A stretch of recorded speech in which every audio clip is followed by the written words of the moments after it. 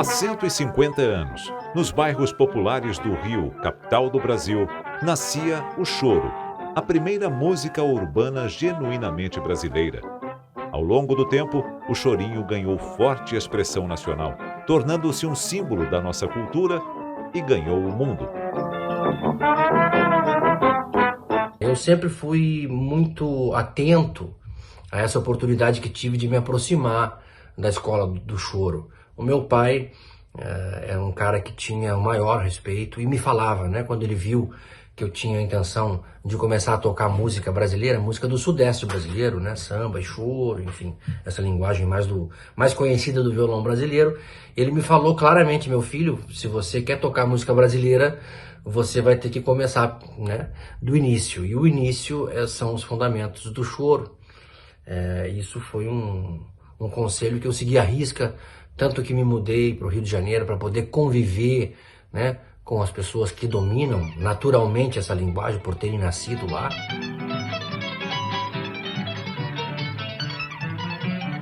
Band News Dogs, 150 anos de chorinho.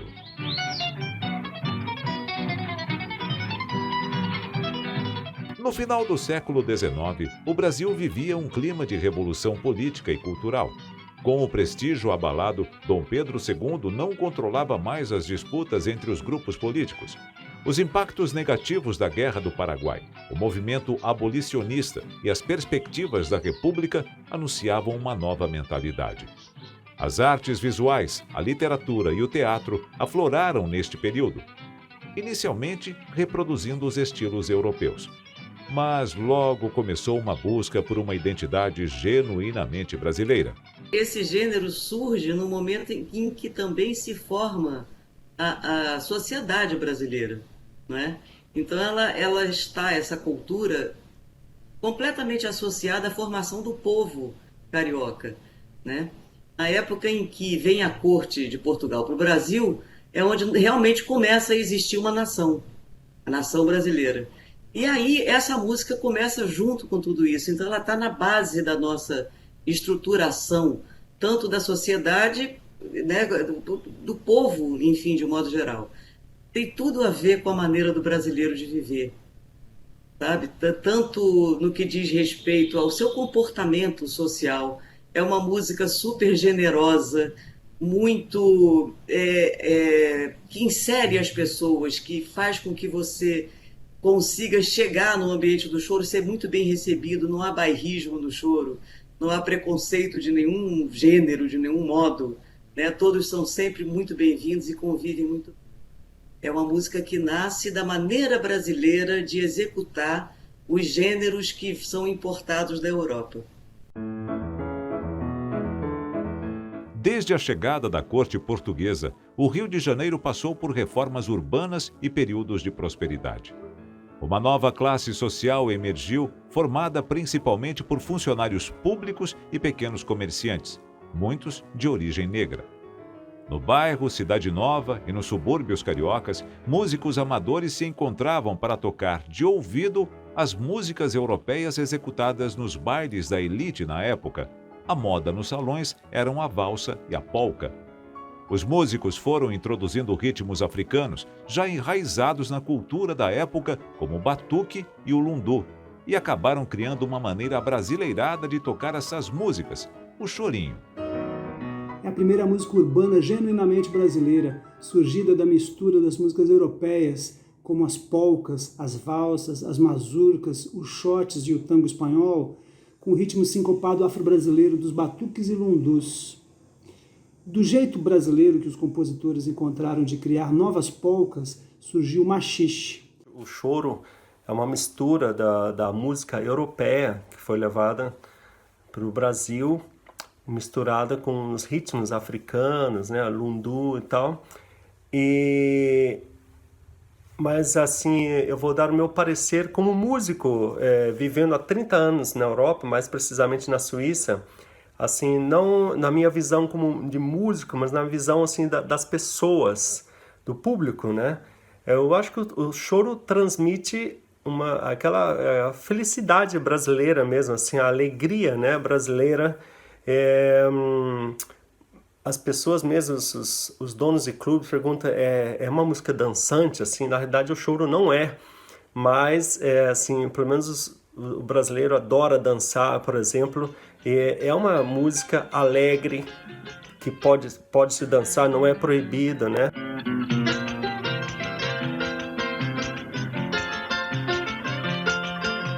Existem várias hipóteses sobre a origem do nome choro ou chorinho. Pode ter sido pelo jeito choroso de se tocar as músicas, ter derivado de choromeleiros, ter mudado aos músicos no período colonial, ou ainda da palavra cholo, como eram chamados os bailes de escravos nas fazendas.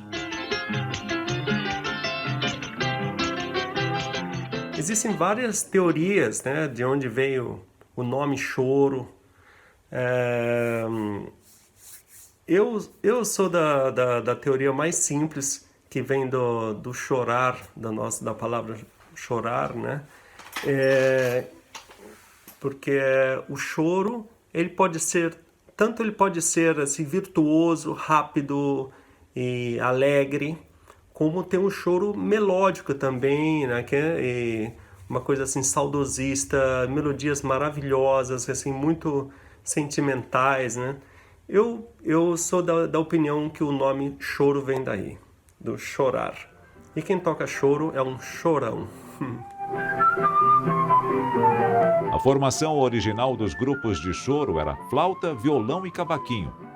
A flauta fazia o solo, o violão desenvolvia as baixarias e o cavaquinho criava a harmonia musical.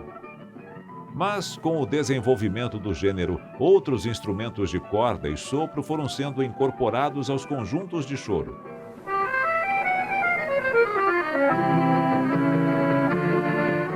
No começo, o choro era apenas um trio, uma flauta que fazia a melodia, o violão fazia os baixos, né, que a gente chama de baixaria, e o cavaquinho que fazia o ritmo do centro. Com o passar do tempo, foram entrando outros instrumentos como solistas, mesmo o violão acabou distribuindo as funções, né? Um violão de 6 cordas, que é o violão mais normal que se encontra pelo mundo, faz mais a harmonia, e um instrumento genuinamente brasileiro, hoje em dia encontra-se em outras partes do mundo, mas é o nosso famoso 7 cordas. Esse instrumento tem, sim, uma corda mais grave e ele tem essa função de fazer a baixaria, né? Então, os violões dividem a função, mas originalmente era apenas um trio. A improvisação é ingrediente básico para um bom chorão. O solista embeleza com seu virtuosismo a melodia principal, e os demais músicos improvisam o contraponto e o acompanhamento. O choro atravessou esses 150 anos sem perder suas características principais, que são a expressividade na interpretação, o ritmo sincopado, os contrapontos e a improvisação.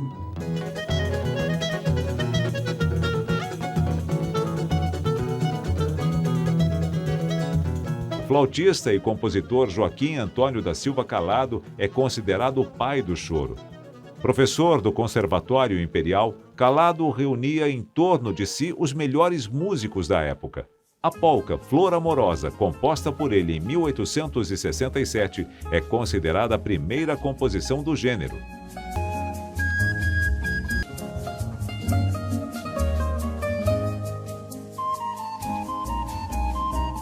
Considerado o pai do choro, o flautista carioca Joaquim Calado começou a tocar músicas europeias com ritmos brasileiros. A música Flor Amorosa, de sua autoria, é considerado o primeiro choro. Ele montou um conjunto com 2 violões e um cavaquinho que chamava-se Choro Carioca, ou Choro do Calado, isso por volta de 1870. E mais tarde veio se juntar a esse conjunto a grande pianista Chiquinha Gonzaga. Do conjunto Choro do Calado fazia parte a sua amiga Chiquinha Gonzaga, a primeira pianista, compositora e chorona do gênero. Ela enriqueceu o repertório do chorinho com grandes composições, entre elas a famosa Lua Branca.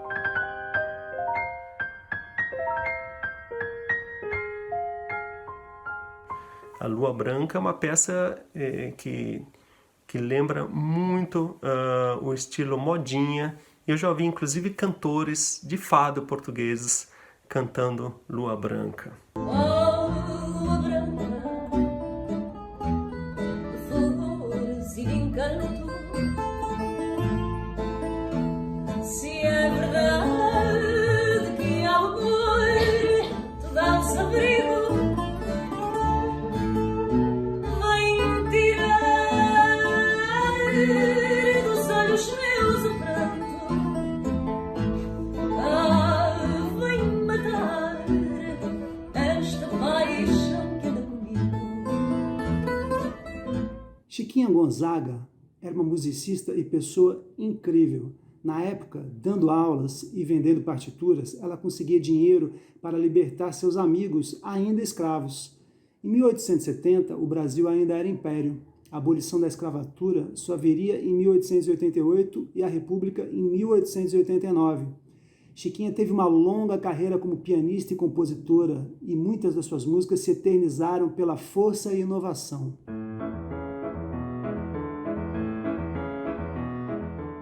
A chegada do cinema mudo, com a apresentação de orquestras ao vivo, e o desenvolvimento da indústria fonográfica ampliaram as oportunidades profissionais para os músicos da época, principalmente para os chorões.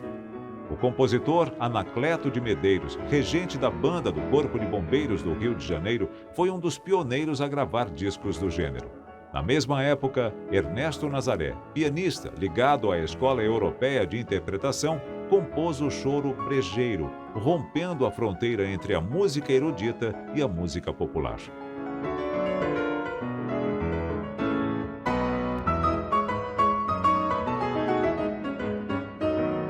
E outra que eu também acho um pilar fundamental é uma música que eu me criei ouvindo. Meu pai tocava um arranjo de violão muito bonito, que é o Odeon, do Ernesto Nazaré. Também é um clássico muito conhecido e às vezes até a gente passa um pouco desapercebido, né, pela força e pela repetição da música.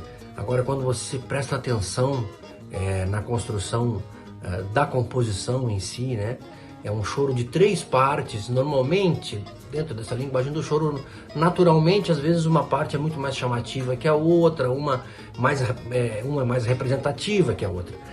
No caso do Odeon, as 3 partes são 3 pérolas e elas são muito bem conectadas e muito diferentes entre si. Então é uma música que vai passando o tempo e você vai descobrindo ela. E cada vez que você tem a oportunidade de olhar e escutar ela, você fica cada vez mais surpreendido e agraciado, né, pela profundidade e pela beleza que ela existe.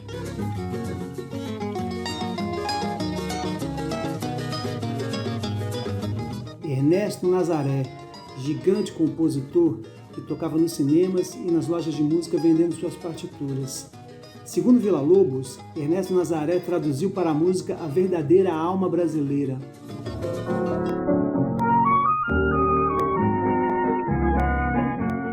Herdeiro de toda essa tradição musical, Pixinguinha contribuiu para que o choro encontrasse uma forma musical definitiva. Com seu virtuosismo na flauta e com o contraponto do seu saxofone, o seu conjunto 8 batutas faz sucesso e encanta a elite carioca. Entre seus choros mais famosos está Carinhoso.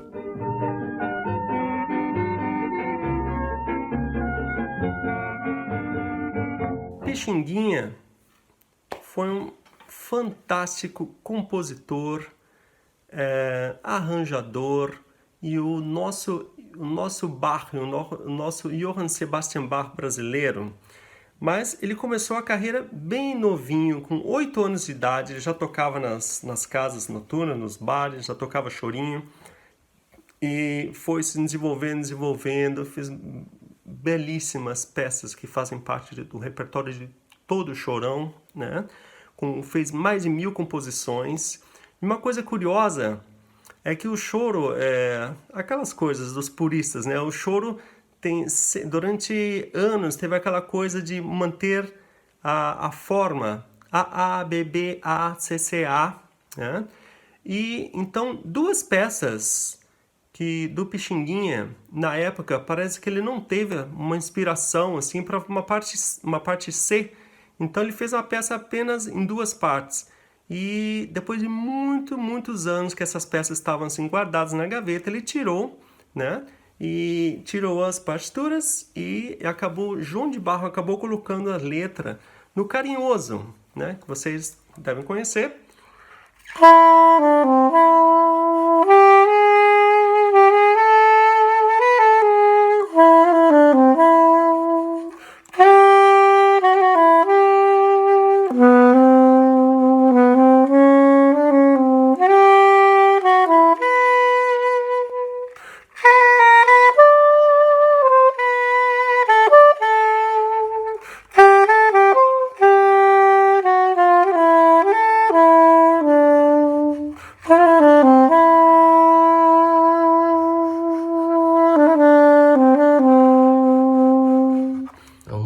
Um virtuose incrível, né? Um compositor, as melodias até hoje, né?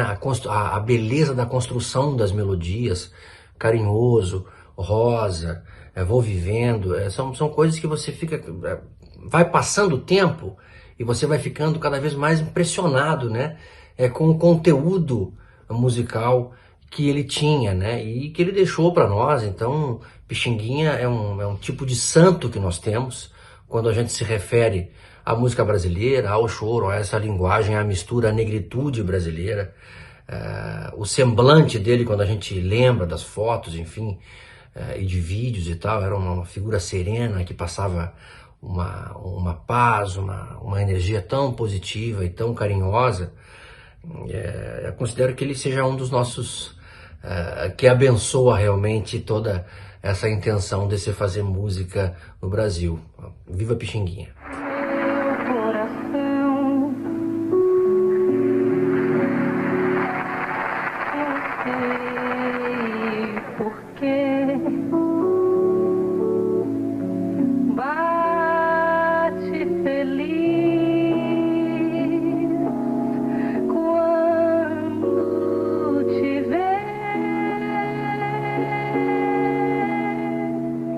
Carinhoso rompeu as barreiras do tempo e do espaço.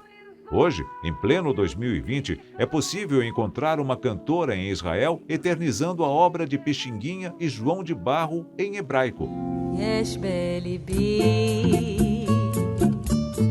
זה לא מובן, מין התרגשות כשאתה כאן, ושתי עיניים תרות אחריך, הן מבקשות ברחוב את פניך, אך מן הסתם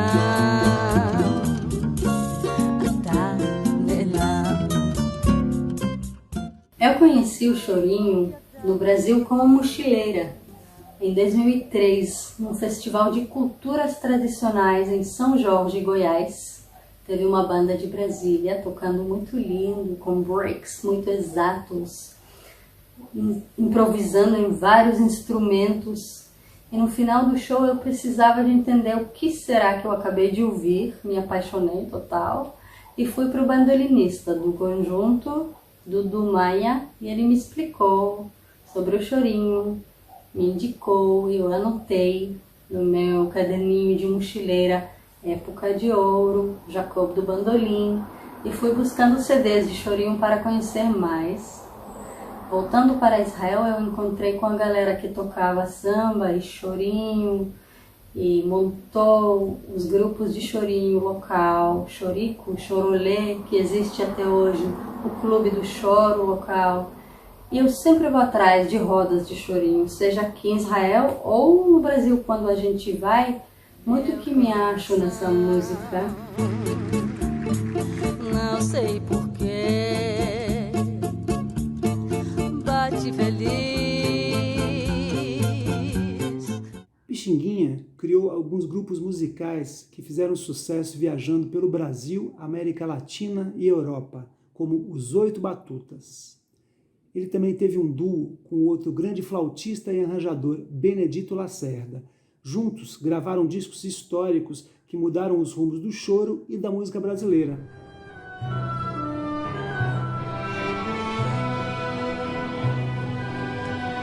Na mesma época, outro músico de formação erudita também se aventura no gênero. O maestro Heitor Villa-Lobos cria uma série de 16 composições dedicadas ao choro. Uma das mais conhecidas é o Choro número 10, que inclui o tema Rasga o Coração. Quando a gente pensa em Villa-Lobos, a maneira que ele olhava para o choro e o respeito que ele tinha com o choro, né?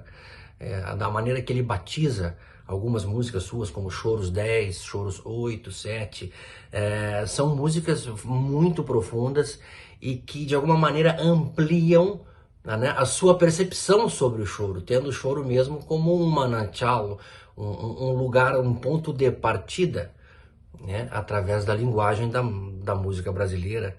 Então, se a gente se dá conta, né, do respeito que o Villa tinha com o choro, a gente tem que respeitar também e tem que entender a profundidade que esse gênero nos proporciona. Eu acredito que um dos mistérios, né, do Villa-Lobos é que, além de ser um tremendo, um grandíssimo compositor, ele conseguiu levar a música popular para a sala de concerto. Então, é um compositor muito respeitado em todo o mundo, até hoje, no mundo erudito, né, no mundo clássico, e lá por meados dos anos 20, né, 1920, ele fez então umas obras, 16 ou 14 choros, peças para violão, né, chama Choros número 1, número 2, número 3, isso é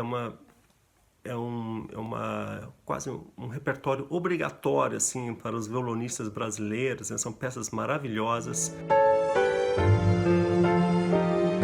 Uma das principais polêmicas entre os chorões sempre foi se as composições deveriam ter letras. Originalmente, o chorinho era apenas instrumental. Mas, a partir dos anos 30, principalmente pela influência do rádio, começou-se a colocar letras nos choros. O Carinhoso, por exemplo, ganhou letra de João de Barro e foi gravada com sucesso por Orlando Silva. Meu coração, não sei porquê, bate feliz quando te vê. Não há nada de anormal no choro cantado, ele é bem-vindo. É um universo muito vasto, então você consegue fazer choro desde um instrumento solo, piano, violão, até o choro sinfônico. E nessa palheta de possibilidades, nesse leque de possibilidades, o choro cantado se apresenta. Mas é preciso que a melodia seja própria para a voz humana, né? Porque às vezes não acontece com vários tipos de choro. Mas não há nenhum preconceito nisso. É uma forma bacana de inserir mais pessoas, né? Que faz parte dessa característica linda do choro, que é fazer a pessoa pertencer a uma coisa maior.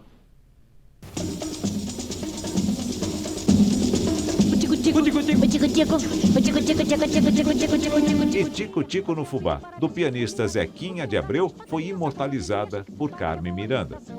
Tico-Tico tá tudo avisa aqui, o Tico-Tico tá comendo meu fubá.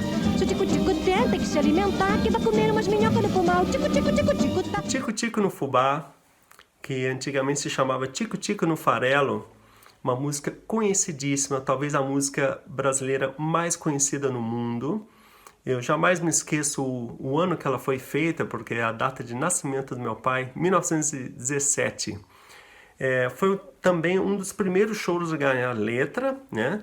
E ela ficou famosíssima na voz da cantora Carmen Miranda. E hoje, a mesma obra de Zequinha de Abreu está correndo à internet, numa interpretação memorável da Orquestra Juvenil da Bahia.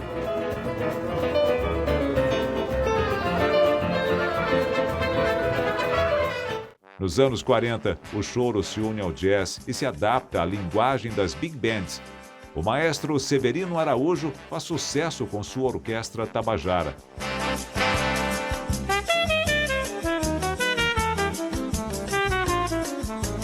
Em 47, o mestre do cavaquinho Valdir Azevedo compõe o que seria o maior sucesso de toda a história do choro, o Brasileirinho, tocado até hoje em várias versões no mundo todo.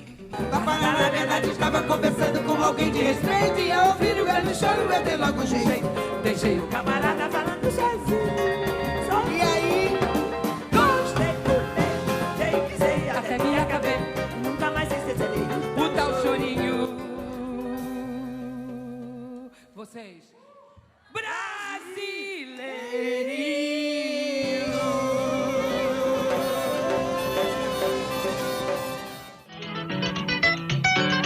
Nas décadas de 50 e 60, o grande expoente foi Jacó do Bandolim. As rodas de choro que ele promovia na casa dele ficaram famosas. Suas interpretações passaram a ser referência para gerações de chorões. Nas rádios cariocas, Jacó do Bandolim disputava os primeiros lugares de audiência com cantores populares.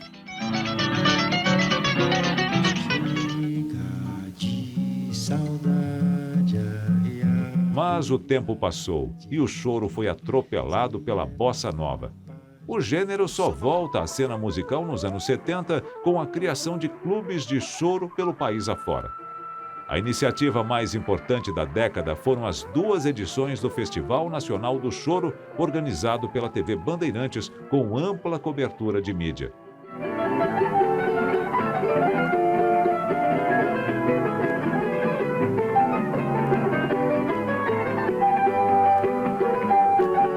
Ora instrumental, ora com letra. Ora nas calçadas dos subúrbios, ora no Teatro Municipal, mas sempre presente nesses 150 anos de vida como um dos principais gêneros musicais representativos da nossa cultura. Sem dúvida, uma das mais fortes marcas da nossa identidade brasileira, presente em todo o mundo, o nosso eterno chorinho.